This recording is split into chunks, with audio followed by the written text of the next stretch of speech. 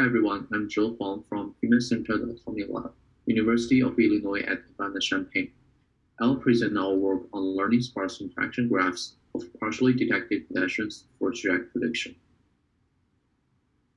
Trajectory prediction is important for mobile robots to safely navigate through human crowds. We're focused on the problem that given trajectories of pedestrians in an observation period, predict their trajectories in the following prediction period. Previous works usually hold two assumptions that may prevent them from being smoothly deployed in robot applications. The first assumption is they only consider pedestrians who are tracked at each time step in interested observation and prediction periods. Pedestrians who join the scene too late or leave the scene too early will not be considered. The incomplete pedestrian data can cause bias modeling in social interaction. The second assumption is the target agent pays attention to all pedestrians in the public scene, even if the scene has a high crowd density. The target agent may be affected by non-influential distant neighbors. Excessive influence from neighbors in close proximity can also lead to overly conservative target behavior. To handle these assumptions, first, our work takes partially detected pedestrian trajectories as input. We consider pedestrians who appeared at some time steps during the interested period. Second, we impose sparse connection, such that the target agent pays attention to n most important partially detected pedestrians at each time step, where n is a hyperparameter. We name our work as Gumbel Social Transformer GST, and here is the workflow. We encode the observed trajectories of partially detected pedestrians into fully connected interaction graphs. We apply self-attention to obtain categorical distributions over edges which connect the target to its neighbors. We then use Gumbel softmax to sample sparse interaction graphs.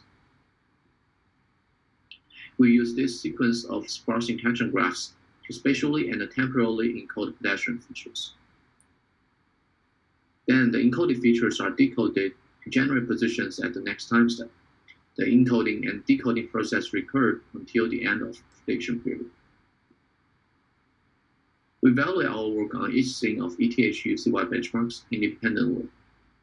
Our work reaches state-of-the-art performance compared to baselines in terms of the metrics including average offset error, final offset error, and negative log likelihood. We perform a comparative study over various configurations of GST. In addition to ETH-UCY, we include 4 scenes from ChessNet++ challenge. We found GST performance is affected by crowd density of the scene. We also observed that using partially detected pedestrians as input generally has a better performance than fully detected pedestrians. Here are some qualitative results. We can see the sparse interaction graphs evolve through time as target will pay attention to different neighbors as people are moving. We further evaluate GST model in multi-agent simulation. We found in a sparse setting, the robot can navigate through a crowd, while in the full connection setting, the robot is affected by all neighbors and makes an unnatural U-turn. By considering partially detected agents, both robot and the right pedestrian avoid running into the other one who appeared later in the scene. By imposing a sparser configuration with a smaller n, the robot motion will not be affected by unimportant randomly moving neighbors.